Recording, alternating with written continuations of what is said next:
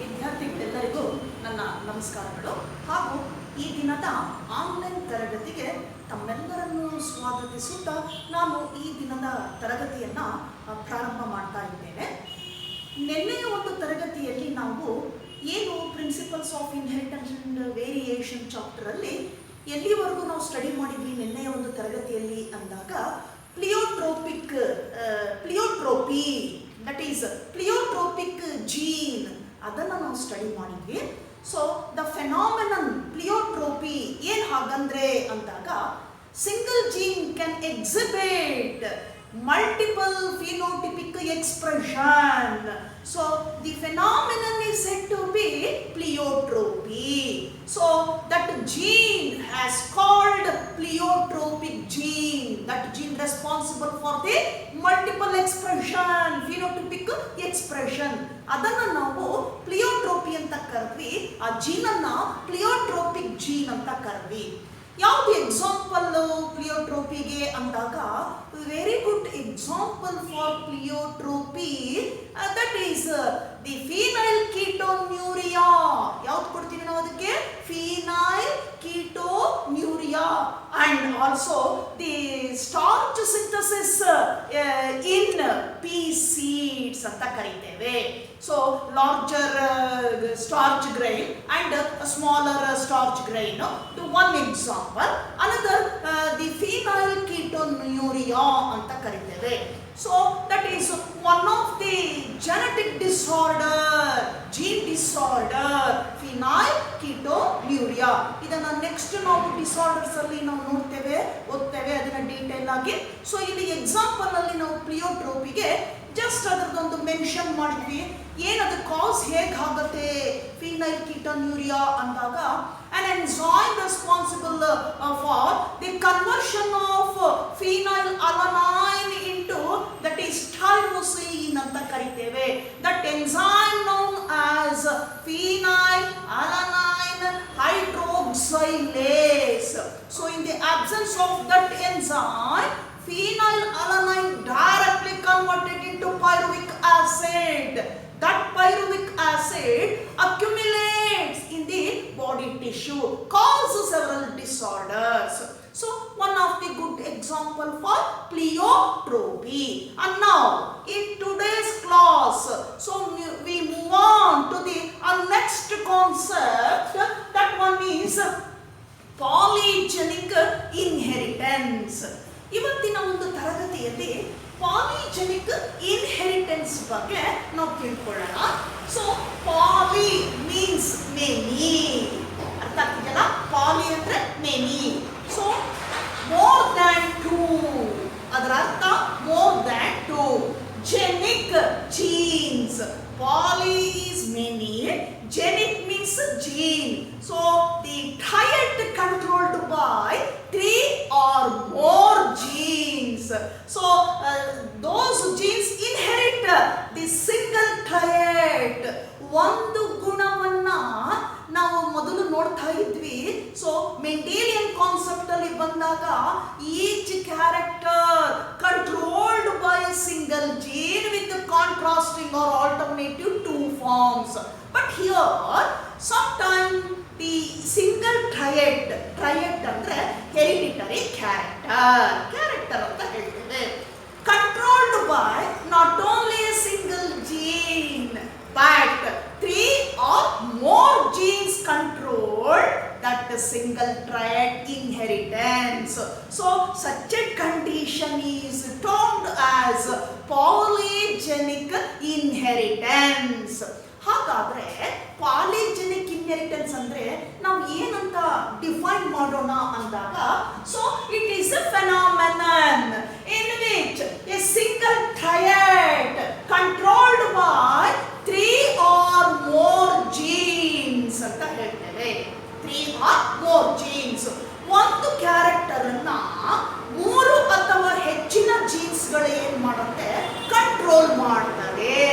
Expression ಏನಾಗಿರುತ್ತದೋ assist ಮಾಡುತ್ತೆ. ಇದನ್ನ ನಾವು ಪಾಲಿಜೆನಿಕ್ ಇನ್ಹೆರಿಟೆನ್ಸ್ ಅಂತ ಕರಿತೇವೆ. So, best example for polygenic inheritance, that ಮನುಷ್ಯನಲ್ಲಿ ಹೈಟ್ ನೋಡ್ತೀವಲ್ಲ, ಎತ್ತರ, one of the good example for polygenic inheritance. Then skin colour in human, ಏನು ಚರ್ಮದ ಬಣ್ಣ ಇದೆ ಅದು ಕೂಡ polygenic inheritance. And also eye colour, ಏನು ಕಣ್ಣಿನ ಒಂದು ಏನು ಬಣ್ಣ ಇದೆ, ಏನು ಕಾರ್ನಿಯಾ ಇದೆ, ಸೊ ಅಲ್ಲಿ ಏನು ಸ್ವಲ್ಪ ನಾವು ರಿಫ್ಲೆಕ್ಷನ್ ಅನ್ನು ನೋಡ್ತಾ ಹೋಗ್ತೇವೆ. ಸೊ ಬ್ಲೂಯಿಶ್ ಇರ್ಬೋದು, ಬ್ಲ್ಯಾಕ್ ಇರ್ಬೋದು, ಈ ರೀತಿ ನಾವು ನೋಡ್ತಕ್ಕಂಥ ಐ ಕಲರ್ ಏನಿದೆ, ಸೊ ಅದು ಕೂಡ ಯಾವುದಕ್ಕೆ ನಾವು ಉದಾಹರಣೆಯಾಗಿ ಕೊಡಬಹುದು, ದಟ್ ಈಸ್ ಪಾಲಿಜೆನಿಕ್ ಇನ್ಹೆರಿಟೆನ್ಸ್ ಅಂತ ಕರಿತೇವೆ. ಹಾಗಾದ್ರೆ ಹೈಟ್ ಇನ್ ಹ್ಯೂಮನ್, ನಾವು ಏನಿದೆ height one of the hereditary trait ಅಂತ ಕರಿತೇವೆ. One of the hereditary trait ಅಂತ ಹೇಳ್ತೇವೆ. So that one is strongly genetically very important trait ಅಂತ ಹೇಳ್ತೀವಿ. ಎತ್ತರ ಅನ್ನೋದು ಸ್ಟ್ರಾಂಗ್ ಆಗಿರುವಂತಹ ಹ್ಯೂಮನ್ ಬೀಯಿಂಗ್ಸ್ ಅಲ್ಲಿ ನೋಡುವಂತಹ ಒಂದು ಗುಣ ಅದು. ಈ ಅನುವಂಶೀಯ ಗುಣ ಏನಾಗ್ತದೆ ಹೈಟ್ ಅಲ್ಲಿ controlled by so 3 or more genes. ಇಲ್ಲೇನಾಗುತ್ತೆ ಆ ಗುಣವನ್ನ 3 ಅಥವಾ ಹೆಚ್ಚಿನ ಜೀನ್ಸ್ಗಳೇನ್ ಮಾಡುತ್ತೆ ಕಂಟ್ರೋಲ್ ಮಾಡ್ತದೆ. ಸೊ ಇಲ್ಲಿ ಹೈಟ್ ಅಂದಾಗ ನಾವು ಏನ್ ನೋಡಬಹುದು, ಹೈಟ್ ಅನ್ನೋದಕ್ಕೆ ನಾವು 2 ಆಲ್ಟರ್ನೇಟಿವ್ ಫಾರ್ಮ್ಸ್ ಕೊಡ್ತೇವೆ. ಏನದು ಆಲ್ಟರ್ನೇಟಿವ್ ಫಾರ್ಮ್ಸ್ ಅಂದಾಗ ಒಂದು ಏನಂತ ಹೇಳ್ತೀವಿ, ಟಾಲ್ ಅಂತ ಹೇಳ್ತೀವಿ, ಇನ್ನೊಂದು ಶಾರ್ಟ್ ಅಂತ ಕರಿತೇವೆ. ಹೈಟ್ ಬಂದಾಗ ನಾವು ಒಂದೇನು ಹೇಳ್ಬೋದು, ಟಾಲ್ ಅಂತ ಹೇಳ್ತೀವಿ. ಅದಕ್ಕೆ ಆಲ್ಟರ್ನೇಟಿವ್ ಆಗಿ ಏನ್ ಬರ್ಬೋದು, ನಮ್ಗೆ ಶಾರ್ಟ್ ಅಂತ ಕರಿತೇವೆ.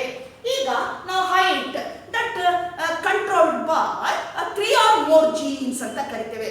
So here you please noted this point because the position of the alleles in the gene was non-allelic, so they are not distinct from the occurrence ಅಂತ ಹೇಳ್ತೇವೆ.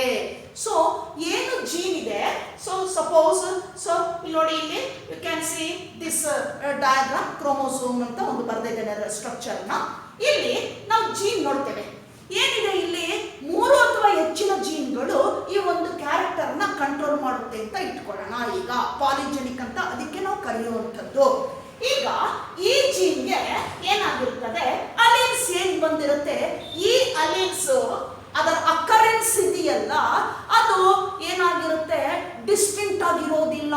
ಅಂದ್ರೆ ಅದೇ ಜೀನ್ ನಲ್ಲೇ ಇರೋದಿಲ್ಲ, ಬೇರೆ ಬೇರೆ ಪ್ಲೇಸ್ ಅಲ್ಲಿ ಇರುತ್ತೆ, ಪೊಸಿಷನ್ ಅಲ್ಲಿ ಇರುತ್ತೆ, ಲೋಕಸ್ ಅಲ್ಲಿ ಇರ್ತದೆ. ಲೋಕಸ್ ಅಂದ್ರೆ ಗೊತ್ತಲ್ಲ, ಪೊಸಿಷನ್ ಅಂತ ಹೇಳ್ತೇವೆ. ಬೇರೆ ಜೀನ್ ನ ಲೋಕಸ್ ಅಲ್ಲಿ ಇರುವಂತದ್ದು.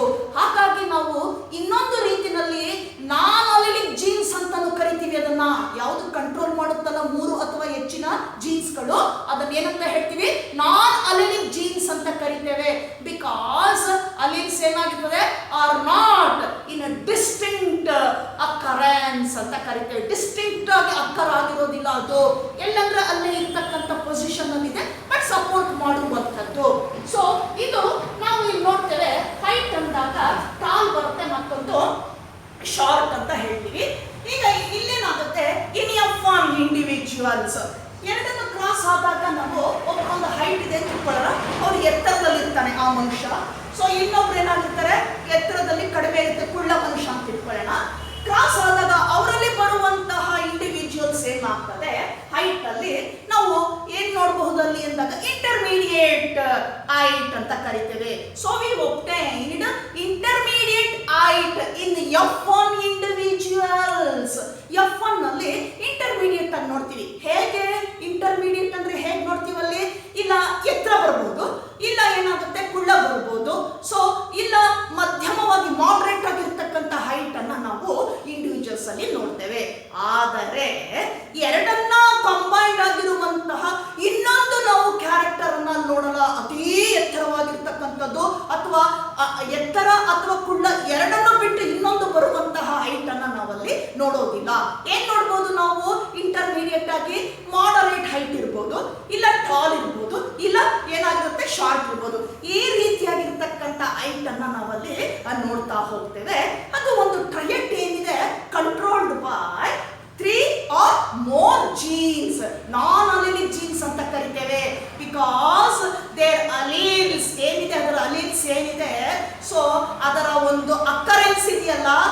the occurrence of those alleles were not distinct ಆಗಿರೋದಿಲ್ಲ. ಎಲ್ಲಿ ಅಲ್ಲಲ್ಲಿ ಪೊಸಿಷನ್ ಏನಾಗಿರುತ್ತೆ, ಚೇಂಜ್ ಆಗಿರ್ತದೆ. ಬಟ್ ಆಲ್ ದೇ ಗವರ್ನರ್ ಏನಾಗಿದೆ ಇಲ್ಲಿ, ಎಲ್ಲವೂ ಸೇರಿ ಏನ್ ಮಾಡುತ್ತೆ, governor together to express the same trait. ಏನ್ ಮಾಡುತ್ತೆ ಇಲ್ಲಿ, ಎಲ್ಲ ಜೀನ್ಸ್ಗಳು ಕೂಡ ಎಲ್ಲ ಏನಾಗಿರುತ್ತೆ, combined together to work for the expression of that particular trait. ಯಾವುದು ಎಕ್ಸ್ಪ್ರೆಸ್ ಆಗುತ್ತಲ್ಲ ಕ್ಯಾರೆಕ್ಟರ್ ಐಟ್ ಅನ್ನೋದು, ಅದಕ್ಕೆ ಏನ್ ಮಾಡುತ್ತೆ, ಎಲ್ಲ ಆ ಜೀನ್ಸ್ಗಳು ಸೇರ್ಬಿಟ್ಟು ಏನ್ ಮಾಡುತ್ತೆ, ಅಲ್ಲಿ ವರ್ಕ್ ಮಾಡುತ್ತೆ. ಹಾಗಾಗಿನೇ ನಾವು ಈ ಕಂಡೀಷನ್ ಅನ್ನ ಪಾಲಿಜೆನಿಕ್ ಅಂತ ಕರಿತೇವೆ. Poly more than 2, 3 or more, genic means genes ಅಂತ ಕರಿತೇವೆ.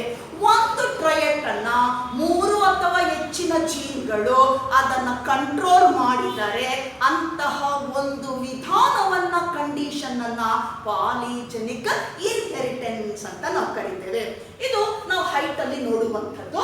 Coming to the second one, skin colour ಅಂತ ಕರಿತೇವೆ. So one of the beautiful example for polygenic inheritance in humans, skin colour controlled by, ಏನು ಈ skin colour ಇದೆ, controlled by 3 genes, dominant genes, A, B and C genes.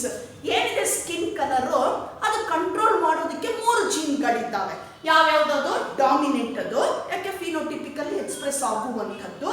So ಆ express ಆಗುವಂಥದ್ರಲ್ಲಿ ಏನಾಗುತ್ತೆ, ಇನ್ನೊಂದು colour ಅನ್ನ ಅದು ಬದಿಗೊತ್ತಿ ಎಕ್ಸ್ಪ್ರೆಸ್ ಮಾಡುವಂತ ಡಾಮಿನೆಂಟ್ ಅದು A, B and C genes. ಹಾಗಾಗಿ ಕ್ಯಾಪಿಟಲ್ ಲೆಟರ್ ತೋರಿಸಿದೀವಿ, ಎ, ಬಿ ಅಂಡ್ ಸಿ. ಇದಕ್ಕೆ ನಾವು ರಿಸೆಸಿವ್ ಆಗಿ ಏನ್ ತಗೊಳ್ಬಹುದು, A, B and C, small A, small B and small C, ಮೂರನ್ನ ನಾವು ತಗೊಳ್ತೀವಿ. ಏನಿದು, ಸೊ ಡಾಮಿನೆಂಟ್ ಜೀನ್ಸ್ ಅಲ್ಲಿರುವಂತಹ ಏನು ಅಲೀಲ್ಸ್ ಅಂತ ಹೇಳ್ತೇವೆ, A B C, small A B. ಈಗ ನಾವು F1 ಅಲ್ಲಿ ಬಂದಾಗ ಏನಾಗಿರುತ್ತೆ, ಈ ಜೀನ್ಸ್ ಅಲ್ಲಿ ಎರಡೆರಡಾಗಿ ತಗೊಳ್ಳೋಣ. ಯಾಕೆಂದ್ರೆ 2 ಆಲ್ಟರ್ನೇಟಿವ್ ಫಾರ್ಮ್ಸ್ ಇರುತ್ತೆ ಅಲ್ವಾ ಜೀನ್ಗೆ. ಆ alternative forms nothing but alleles ಅಂತ ಕರಿತೇವೆ. ಈಗ ಕಂಬೈನ್ ಮಾಡ್ಕೊಳ್ಳಿ, A A, B B and C C. ಇದು ಡಾಮಿನೆಂಟ್ ಅಂತ ಕರಿತೇವೆ. ಇದನ್ನೇನಂತ ಕರಿತೀವಿ, ಡಾಮಿನೆಂಟ್ ಅಂತ ಕರಿತೇವೆ. ಹಾಗೆ ರಿಸೆಸಿವ್ ತೋರಿಸ್ಕೊಳ್ಳಿ, small A, small A, small B, small B, small C, small C. ಈಗ so dominant A A, B B, C C controlled the colour of dark ಅಥವಾ ಡಾರ್ಕೆಸ್ಟ್ ಅಂತ ಕರಿತೇವೆ. ಡಾರ್ಕೆಸ್ಟ್ ಕಲರ್ ಯಾವುದನ್ನ ಕಂಟ್ರೋಲ್ ಮಾಡುತ್ತದೋ, ಡಾರ್ಕೆಸ್ಟ್ ಕಲರ್ ಅನ್ನ control ಮಾಡುತ್ತೆ, ಅಥವಾ dark colour ಅನ್ನ ಕಂಟ್ರೋಲ್ ಮಾಡುತ್ತೆ. ಯಾವುದು, ಡಾಮಿನೆಂಟ್ ಕಲರ್ ಅದು. So that dark colour, skin colour controlled by capital A A, B B and C C jeans ಅಂತ ಹೇಳ್ತೇವೆ.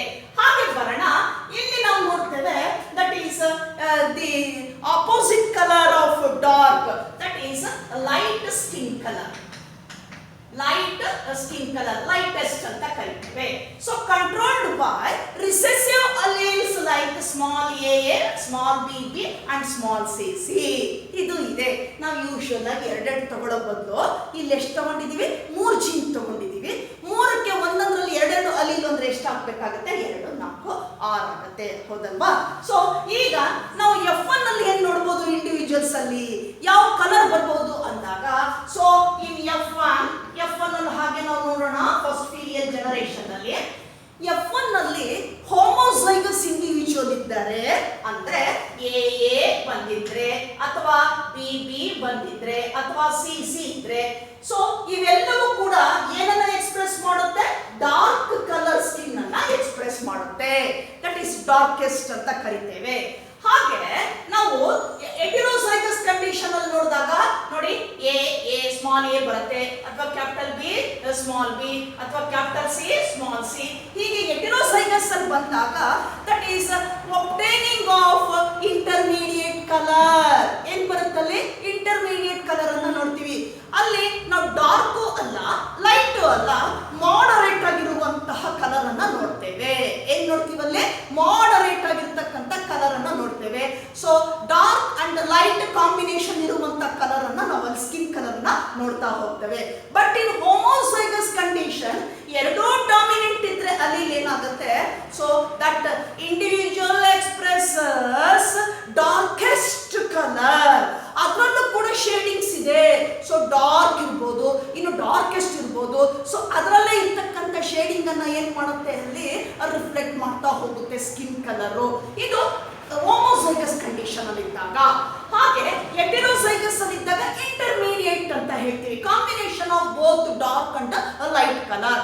ಸೊ ಇನ್ ಹೋಮೋಸೈಗಸ್ ರಿಸೆಸಿವ್ ಇದ್ದಾಗ, ಸ್ಮಾಲ್ ಎ ಇದ್ದಾಗ ಅಥವಾ ಸ್ಮಾಲ್ ಬಿ ಇದ್ದಾಗ ಏನಾಗುತ್ತೆ, so that individual expresses the lightest colour.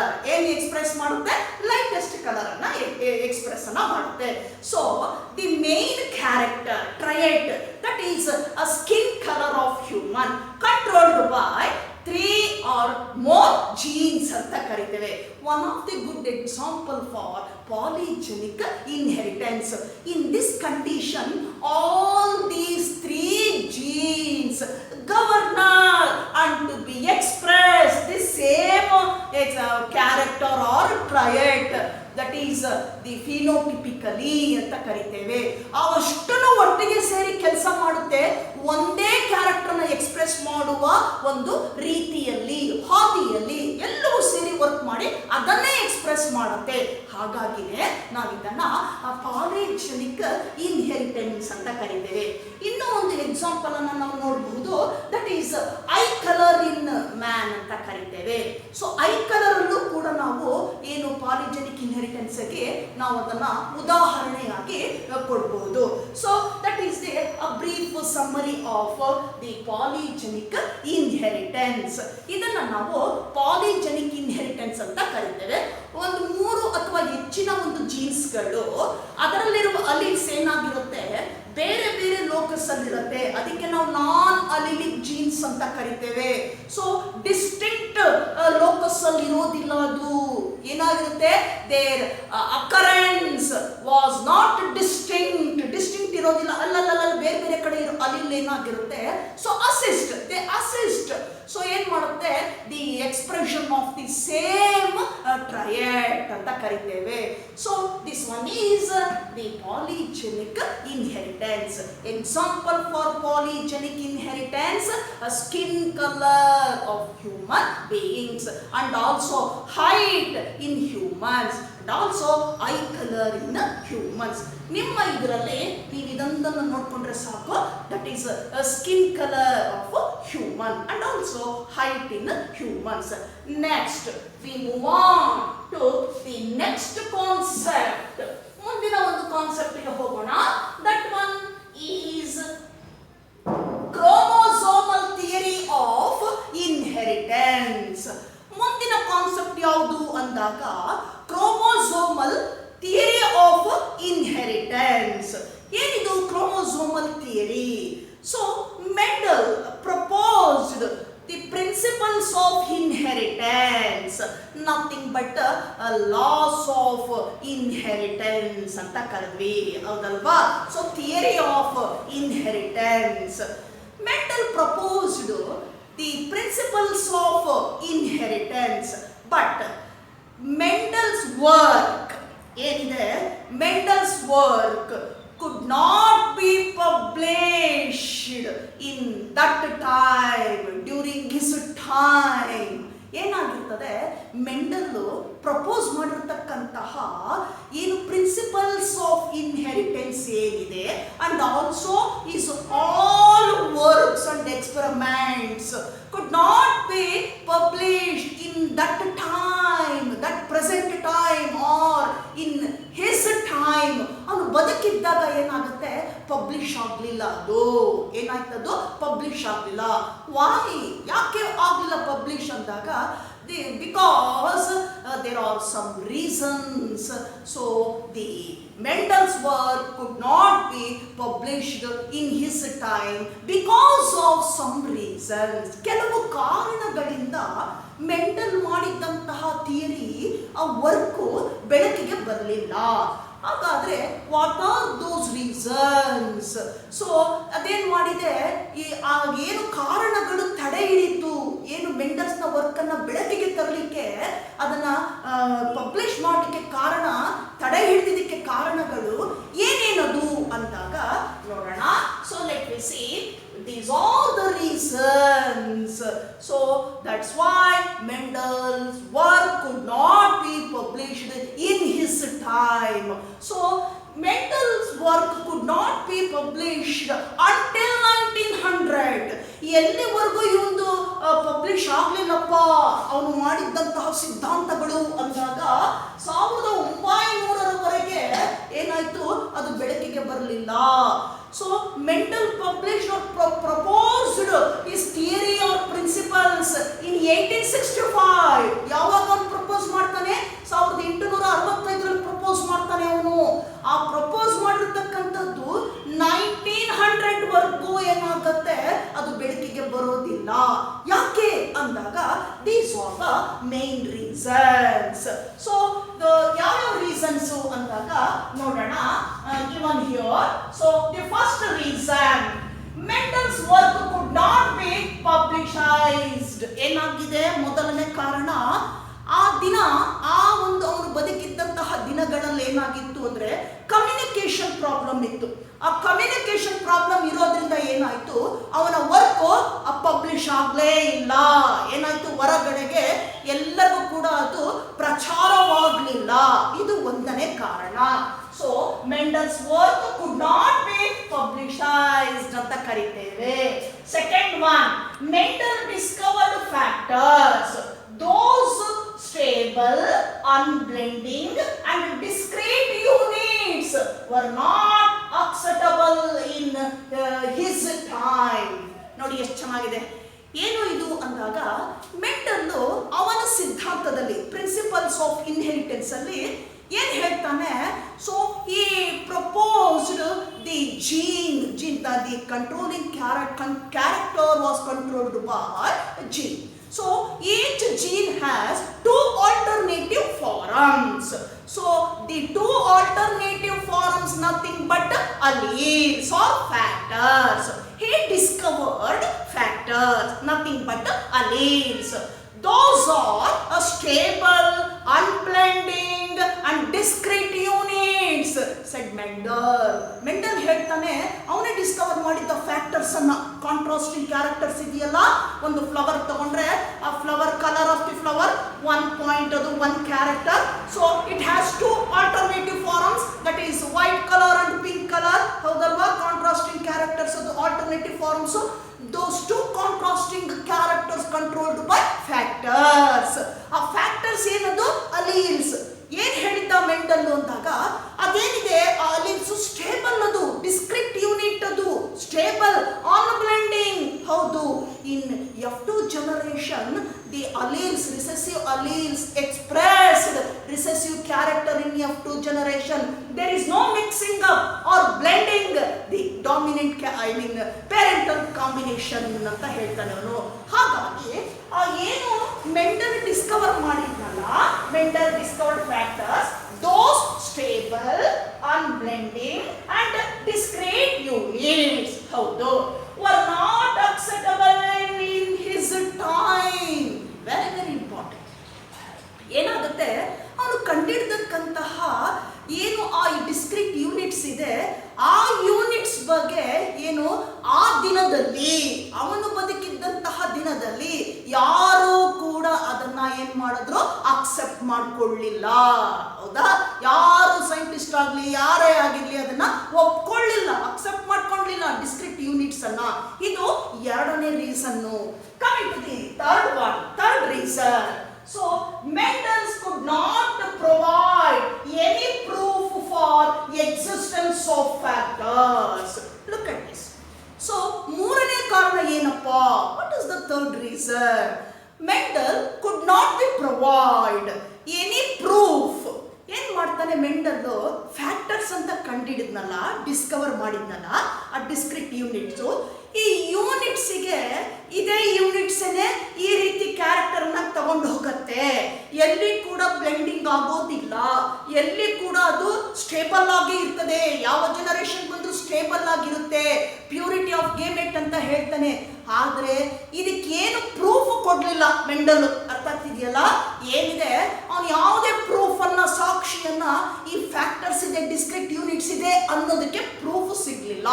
ಕೊಟ್ಟಿಲ್ಲ ಮೆಂಡಲು. ಹಾಗಾಗಿ ಇದು ಬೇರೆಯವರು ಇದನ್ನು ಒಪ್ಕೊಳ್ಳೋದಕ್ಕೆ, ಸಿದ್ಧಾಂತವನ್ನು ಒಪ್ಕೊಳ್ಳಿಕ್ಕೆ ರೆಡಿ ಇರಲಿಲ್ಲ. ಇದು ಮೂರನೇ ಕಾರಣ ಆಗುತ್ತೆ. Coming to the fourth reason, fourth one, Mendel's approach using of mathematics to explain biological phenomena that was new and not acceptable for other scientists. ನೋಡಿ ಹೇಗಿದೆ ನಾಲ್ಕನೇ ಕಾರಣ.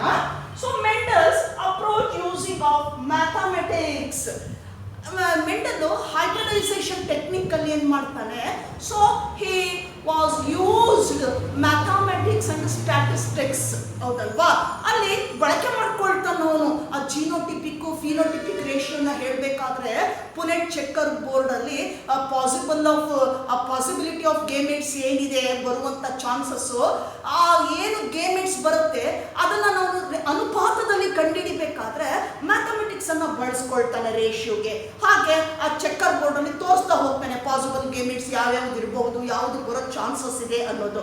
ಆ ಸ್ಟ್ಯಾಟಿಸ್ಟಿಕ್ಸ್ ಅನ್ನ ಹಾಗೆ ಎಷ್ಟು ಪರ್ಸೆಂಟ್ ಅಂತ ಹೇಳ್ತಾನೋ, 1/4, 2/4 ಆರ್ 1/4, ಈ ರೀತಿ ಅವನು ಪರ್ಸೆಂಟೇಜ್ ಅನ್ನ ಕೊಡ್ತಾ ಹೋಗ್ತಾನೆ. ಅದು ಮ್ಯಾಥಮೆಟಿಕ್ಸ್ ಅನ್ನ ಫಸ್ಟ್ ಟೈಮ್ ಬಳಕೆ ಮಾಡಿದವನು ಬಯಾಲಜಿಯಲ್ಲಿ ಅಂದಾಗ ಮೆಂಡಲ್ ಆಗ್ತಾನೆ.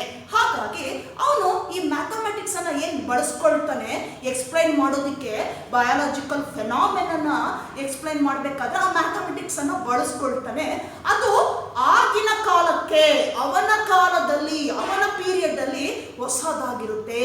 That was new in that time or in his time. ಅವನ ಕಾಲಕ್ಕೆ ಅದು ಹೊಸದಾಗಿರ್ತದೆ. ಹಾಗಾಗಿ ಸೊ ಅದನ್ನೇನಾಗತ್ತೆ, that was new, not acceptable for any other scientist. ಹಾಗಾಗಿ ಉಳಿದಂತಹ ಬಯಾಲಜಿಸ್ಟ್ಗಳು, ಸೈಂಟಿಸ್ಟ್ಗಳು ಏನ್ ಮಾಡ್ತಾರೆ, ಅವರನ್ನ ಒಪ್ಕೊಳ್ಳೋದಿಲ್ಲ, ಅದನ್ನ ಅವರು ಕನ್ಸಿಡರ್ ಮಾಡೋದಿಲ್ಲ. ಹೀಗಾಗಿ ಈ 4 ಮುಖ್ಯ ಕಾರಣಗಳಿಂದ ಆ ಮೆಂಡಲ್ಸ್ ವರ್ಕ್ ಏನಾಗ್ತದೆ, ಎಲ್ಲಿವರೆಗೂ ಬೆಳಕಿಗೆ ಬರಲ್ಲ ಅಂಟಿಲ್ 1900. 1865ರಲ್ಲಿ ಅವನು ಏನು ಒಂದು ಡಿಸ್ಕವರ್ ಮಾಡಿದ್ದಾನೆ ಆ ಸಿದ್ಧಾಂತವನ್ನ, ಆ ಸಿದ್ಧಾಂತ ಅವನ ವರ್ಕು 1900 ವರ್ಗೂ ಹಾಗೆ ಉಳಿದಿರುತ್ತೆ, ಪೆಂಡಿಂಗ್ ಅಲ್ಲೇ ಇದೆ, ಅದು ಬೆಳಕಿಗೆ ಬರೋದೇ ಇಲ್ಲ. Then later in 1902 Mendel's work rediscovered by another 3 scientists, namely ಇವನ ಒಂದು ಸಿದ್ಧಾಂತವನ್ನ 1902 ನಲ್ಲಿ 1902ರಲ್ಲಿ 3 ಜನ ಸೈಂಟಿಸ್ಟ್ಗಳು ಏನ್ ಮಾಡ್ತಾರೆ, ರೀಡಿಸ್ಕವರ್ ಮಾಡ್ತಾರೆ. So litre 3 scientists rediscovered Mendel's principles or inheritance, principles of inheritance or Mendel's work. 1900ವರೆಗೂ ಬೆಳಕಿಗೆ ಬರೋಲ್ಲ. 1902ರಲ್ಲಿ 3 ಜನ ಸೈಂಟಿಸ್ಟ್ಗಳು ಬರ್ತಾರೆ. ಬಂದು ಆ ಮೆಂಡಲ್ ಸಿದ್ಧಾಂತವನ್ನ ಏನ್ ಮಾಡ್ತಾರೆ, ಅವರು ಪುನಃ ಅದನ್ನ ಡಿಸ್ಕವರ್ ಮಾಡ್ತಾರೆ, ಸ್ಟಡಿ ಮಾಡಿ ಬೆಳಕಿಗೆ ತರ್ತಾರೆ. ಹಾಗಾದ್ರೆ ಯಾರು ಅವರು ಆ 3 ಜನ ಸೈಂಟಿಸ್ಟ್ಗಳು ಬಂದಾಗ, ನೇಮ್ಲಿ ಹ್ಯೂಗೋ ಡೆವರಿಸ್,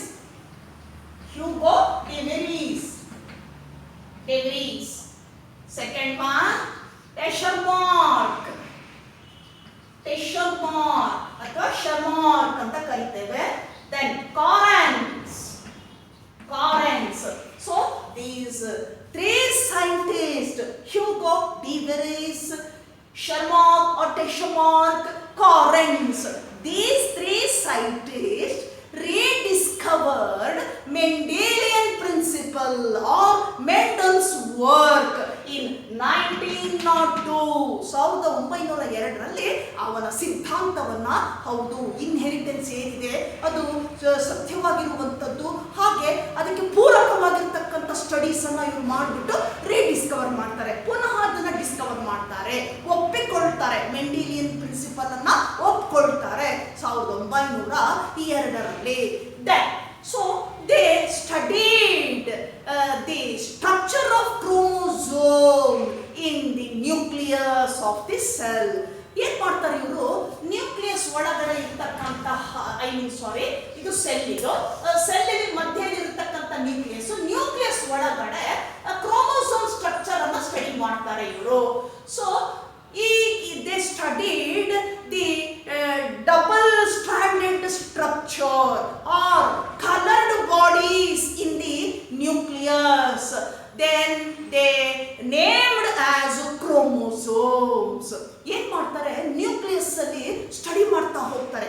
ಈ ಇನ್ಹೆರಿಟೆನ್ಸ್ ಹೇಗೆ ಹೋಗುತ್ತೆ, ಹೇಗೆ ಟ್ರಾನ್ಸ್ಮಿಟ್ ಆಗ್ತದೆ ಕ್ಯಾರೆಕ್ಟರ್ಸ್ ಅಂದಾಗ ಜೀವಕೋಶದ ಒಳಗಿರ್ತಕ್ಕಂಥ ನ್ಯೂಕ್ಲಿಯಸ್ ಅಲ್ಲಿ ಒಂದ್ ರೀತಿ ಸ್ಟ್ರಕ್ಚರ್ ನೋಡ್ತಾರೋ, ಡಬಲ್ ಸ್ಟ್ರಾಂಡೆಡ್ ಸ್ಟ್ರಕ್ಚರ್ ಅನ್ನ ನೋಡ್ತಾರೆ. ಆ double stranded structure that is coloured body ಅಂತ ಕರೀತಾರೋರು. ಯಾಕೆ ಕಲರ್ ಆಗಿ ಕಾಣಿಸುತ್ತದ್ದು? So they visualised by staining process. ಅದನ್ನ ಏನ್ ಮಾಡ್ತಾರೆ, ನ್ಯೂಕ್ಲಿಯಸ್ ಅನ್ನ ಸ್ಟೈನಿಂಗ್ ಕೊಡ್ತಾರೆ, ಕಲರ್ಗೆ ಕೊಡ್ತಾರದು. ಆ ಸ್ಟೈನಿಂಗ್ ಕೊಟ್ಟಾಗ ಆ ನ್ಯೂಕ್ಲಿಯಸ್ ಒಳಗಡೆ ಇರುವಂತಹ ಆ ಬಾಡಿ ಏನಿದೆ, ಇದು ಏನ್ ಡಬಲ್ ಸ್ಟ್ರಾಂಡೆಡ್ ಬಾಡಿ ಅಂತ ನಾವು ಕರಿತೇವೆ. ಲುಕ್ ಅಟ್ ದಿಸ್, ಈ ತರ ಕಾಣಿಸ್ತಾ ಇರ್ತದೆ, ನಥಿಂಗ್ ಬಟ್ ಕ್ರೋಮೋಸೋಮ್ ಅಂತ ಕರಿತೀವಿ. ಸ್ಟೈನ್ ತಗೊಳುತ್ತದು, ಕಲರ್ ತಗೊಳುತ್ತೆ. ಕಲರ್ ತಗೊಂಡಾಗ ಅದನ್ನ ಮೈಕ್ರೋಸ್ಕೋಪ್ ವ್ಯೂ ಅಲ್ಲಿ ನೋಡಿದಾಗ ಏನಾಗುತ್ತೆ, ಕಲರ್ಡ್ ಬಾಡೀಸ್ ಅಂತ ಕರಿತೇವೆ. ಸೊ ಇದನ್ನ ಫೈಂಡ್ ಔಟ್ ಮಾಡ್ತಾರೆ ಅವರು. ಅದನ್ನ ನ್ಯೂಕ್ಲಿಯಸ್ ಒಳಗಡೆ ಈ ತರ ಡಬಲ್ ಸ್ಟ್ರಾಂಡೆಡ್ ಸ್ಟ್ರಕ್ಚರ್ ಇದೆ, ಸೊ ಅದಕ್ಕೆ ಹೆಸರು ಕೊಡ್ತಾರೆ. ಅದು ಬೇರೆ ಏನೂ ಅಲ್ಲ, chromosome. So pack with DNA, DNA ಇಂದ ಪ್ಯಾಕ್ ಆಗಿರುವಂತಹ ಕ್ರೋಮೋಸೋಮ್. ಅದು 2 ಸ್ಟ್ರಾಂಡ್ ಇದೆ ಅದಕ್ಕೆ ಅಂತೇಳಿ ಕ್ರೋಮೋಸೋಮ್ಸ್ ಅಂತ ಅದಕ್ಕೆ ಏನ್ ಮಾಡ್ತಾರೆ ಅವರು ಹೆಸರನ್ನ ಕೊಡ್ತಾ ಹೋಗ್ತಾರೆ. ಲೇಟರ್ ಆ ನಂತರ ಏನಾಗ್ತದೆ, another 2 scientist namely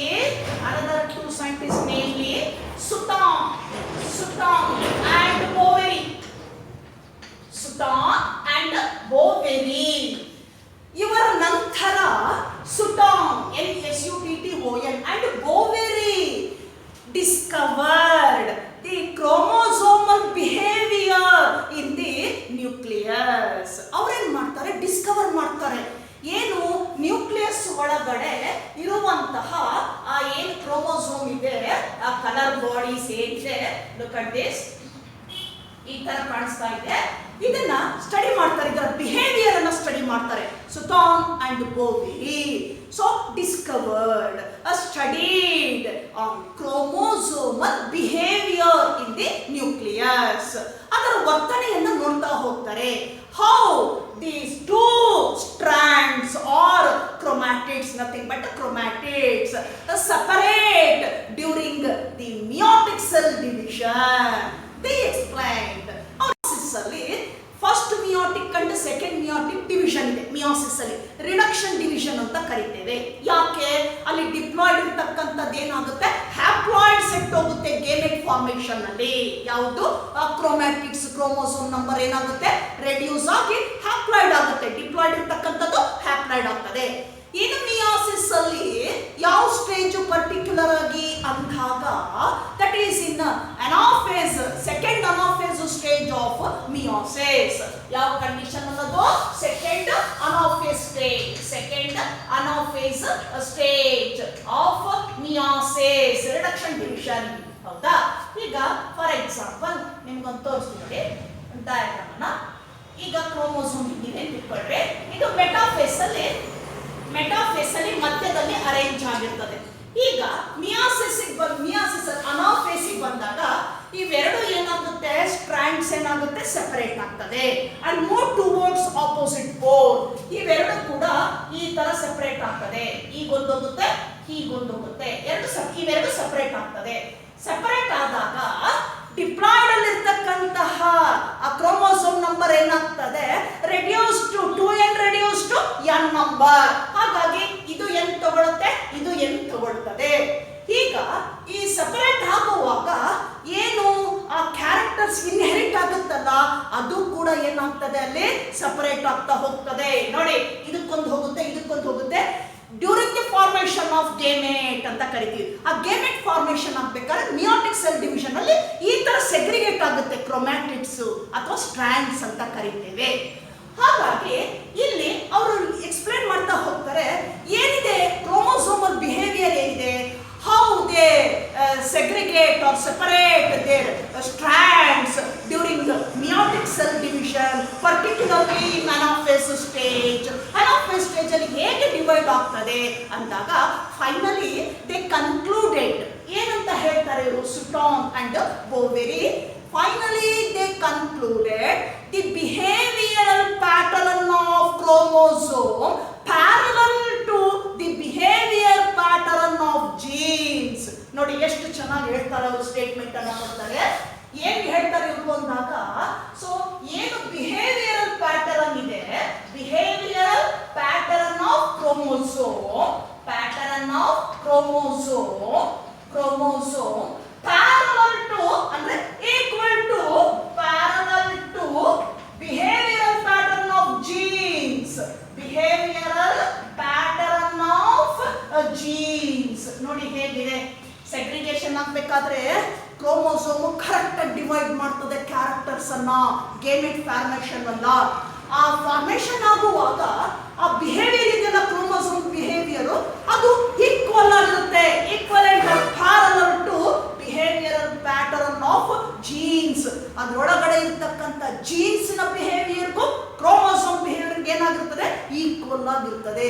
so they finally concluded, ಇವರಿಬ್ರು ಅದನ್ನ ನಿರ್ಧಾರ ಮಾಡ್ತಾರೆ. ಯಾವಾಗ ಕೊನೆಯದಾಗಿ ಯಾವ ಬೇಸಿಸ್ ಮೇಲೆ ನಿರ್ಧಾರ ಮಾಡ್ತಾರೆ, they studied on the behavioural pattern of chromosomes in the nucleus during meiotic cell division. ನೋಡಿ ಇದು ಒಂದು ಕನ್ಕ್ಲೂಷನ್ ಅನ್ನು ಅವರು ಕೊಡ್ತಾ ಹೋಗ್ತಾರೆ. Then finally they proposed a theory called chromosomal theory of inheritance. chromosomal theory of inheritance. ಏನನ್ನ propose ಮಾಡ್ತಾರೆ ಅವರು, ಒಂದು ಥಿಯರಿಯನ್ನ ಪ್ರಪೋಸ್ ಮಾಡ್ತಾರೆ. ಯಾವ ಥಿಯರಿ ಅದು, chromosomal theory of inheritance proposed by Sutton and Boveri. Then later, so this theory ಇವರು ಏನ್ theoretical ಆಗಿ ಹೇಳ್ತಾ ಹೋಗ್ತಾರೆ, ಸುಟಾನ್ ಮತ್ತೆ ಬೋವೆರಿ ಥಿಯರಿಟಿಕಲ್ ಆಗಿ ಹೇಳ್ತಾ ಹೋಗ್ತಾರೆ. ಹೀಗಿದೆ ಕ್ರೋಮೋಸೋಮು, ಇದರ ಬಿಹೇವಿಯರ್ ಹಿಂಗಿದೆ, ಈ ತರ ಕ್ರೊಮ್ಯಾಟಿಡ್ಸ್ ಸೆಗ್ರಿಗೇಟ್ ಆಗ್ತದೆ ಅಂತ ಹೇಳ್ತಾ ಹೋಗ್ತಾರೆ. ಅವರು ಥಿಯರಿಟಿಕಲ್ ಆಗಿ ಹೇಳ್ತಾ ಹೋಗ್ತಾರೆ. But the experimentally proved that theory by T.H. Morgan. ಇದನ್ನ ಪ್ರಾಯೋಗಿಕವಾಗಿ ಅದನ್ನ ಕಂಡಕ್ಟ್ ಮಾಡಿ ಅದನ್ನ ಥಿಯರಿಯನ್ನ ಪ್ರೂವ್ ಮಾಡ್ತಾನೆ ಇನ್ನೊಬ್ಬ scientist. So named as Thomas Hunt Morgan. Thomas Hunt Morgan, shortly termed as T.H. Morgan. T.H. Morgan. So T.H. Morgan proposed chromosomal theory of inheritance by experimentally. He proved experimentally the theory of inheritance, chromosomal theory of inheritance.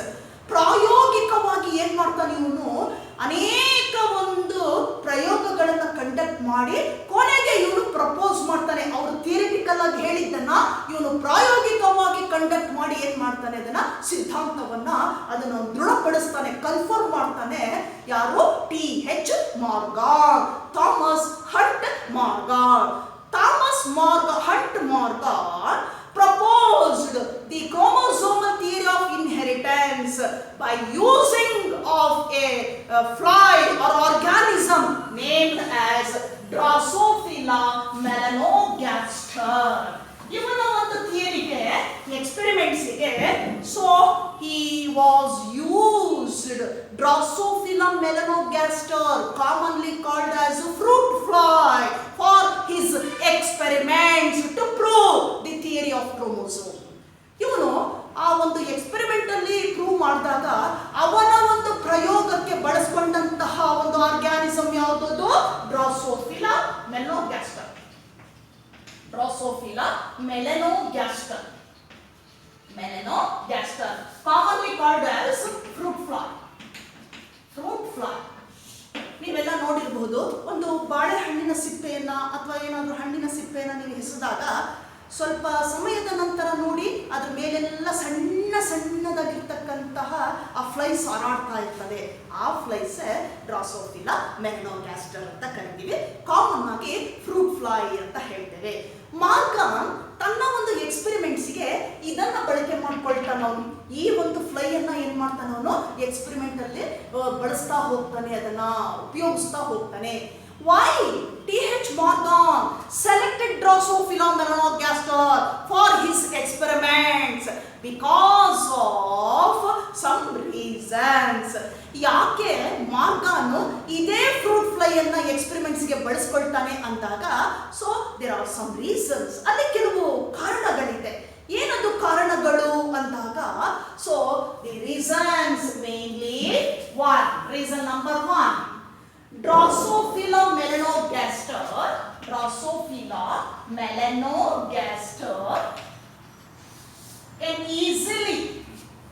can easily grown in nutrient medium in the laboratory. Then second reason, the lifespan of Drosophila melanogaster was short. ಎರಡನೇ ಕಾರಣ ಏನಾಗಿರುತ್ತೆ, the life span of Drosophila melanogaster was short, ತುಂಬಾ ಕಡಿಮೆ ಇರ್ತದೆ ಅದರ ಜೀವಿತ ಕಾಲಾವಧಿ. ಮೂರನೇದು so single mating provides number of progeny flies. ಮೂರನೇದಾಗಿ ಒಂದು ಮೇಟಿಂಗ್ ಅಲ್ಲಿ both male and female, so ಒಂದು ಮೇಟಿಂಗ್ ಅಲ್ಲಿ ಏನ್ ಕೊಡುತ್ತೆ, ಇದು ನಂಬರ್ ಆಫ್ ಫ್ಲೈಸ್ ಅನ್ನ ಕೊಡುತ್ತೆ, ಪ್ರೋಜಿನಿಯನ್ನ ಕೊಡುತ್ತೆ, ಬೇಕಾದಷ್ಟು ಫ್ಲೈಸ್ ಅನ್ನ ಕೊಡುತ್ತೆ ಒಂದೇ ಒಂದು ಮೇಟಿಂಗ್ ಅಲ್ಲಿ. ಸೊ ನಾಲ್ಕನೇದು, we can easily distinguish both male and female fly.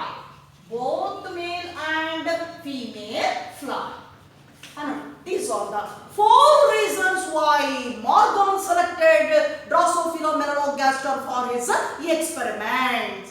ಅವನ ಒಂದು ಎಕ್ಸ್ಪೆರಿಮೆಂಟ್ಸಿಗೆ ಇದನ್ನೇ ಯಾಕೆ ಅವನು ತಗೊಳ್ತಾನೆ, ಸೆಲೆಕ್ಟ್ ಮಾಡ್ಕೊಳ್ತಾನೆ ಅಂದಾಗ these are the reasons to select. ಯಾವ್ಯಾವುದದು ಅಂದಾಗ first reason, Drosophila melanogaster can easily grown in nutrient medium in the laboratory condition ನಲ್ಲಿ ನ್ಯೂಟ್ರಿಯೆಂಟ್ ಮೀಡಿಯಾದಲ್ಲಿ ಏನ್ ಮಾಡಬಹುದು, ಸುಲಭವಾಗಿ ಕಲ್ಚರ್ ಮಾಡಬಹುದು. ಯಾವುದನ್ನ, ಡ್ರಾಸೋಫಿಲಾ ಮೆಲನೋಗಾಸ್ಟರ್ ಅಲ್ಲಿ. ಸೊ ನೆಕ್ಸ್ಟ್ ಎರಡನೇ ಕಾರಣ, the life span of Drosophila melanogaster was short. ಏನಾಗಿದೆ ಇಲ್ಲಿ, ಅದರ ಜೀವಿತ ಕಾಲಾವಧಿ ಬಹಳ ಕಡಿಮೆ ಇರುವಂತದ್ದು. ಎಷ್ಟು ಬರ್ಬೋದು ಅದ್ರ ಜೀವಿತ ಕಾಲಾವಧಿ ಅಂದ್ರೆ only 1 week or 7 days. The life span of fruit fly was 7 days ಅಂತ ಕರಿತೀವಿ, or a week, 1 week. Third reason, single mating provides number of progeny flies. ಒಂದೇ ಮೀಟಿಂಗ್ ಅಲ್ಲಿ ಬ್ರೀಡಿಂಗ್ ಅಲ್ಲಿ ಏನಾಗ್ತದೆ, ಬೇಕಾದಷ್ಟು ಅಸಂಖ್ಯಾತ ಸಂಖ್ಯೆಯಲ್ಲಿ ಈ ಒಂದು ನಮ್ಮ ಫ್ಲೈಸ್ ಅನ್ನ ಏನ್ ಮಾಡಬಹುದು, ಕಲ್ಚರ್ ಮಾಡಬಹುದು. ಆ ಕೆಪಾಸಿಟಿ ಇದೆ ಅದಕ್ಕೆ. Then fourth reason, we can easily distinguish both male and female flies. ನಾವು ಸುಲಭವಾಗಿ ಮೇಲು ಮತ್ತೆ ಫೀಮೇಲ್ ಫ್ರೂಟ್ ಫ್ಲೈ ಅನ್ನ ಸುಲಭವಾಗಿ ಐಡೆಂಟಿಫೈ ಮಾಡಬಹುದು. So all these 4 reasons when T.H. Morgan selected Drosophila melanogaster for his experiments and proved or explained the theory of chromosomal theory of inheritance by experimentally. ಪ್ರಾಯೋಗಿಕವಾಗಿ ಅವನೇನ್ ಮಾಡ್ತಾನೆ, ಅದನ್ನ ಪ್ರೂವ್ ಮಾಡ್ತಾ ಹೋಗ್ತಾನೆ. So this is enough for today's class. Then I will take up the next concept, that is the sex linkage and recombination in the next class. Till then, goodbye.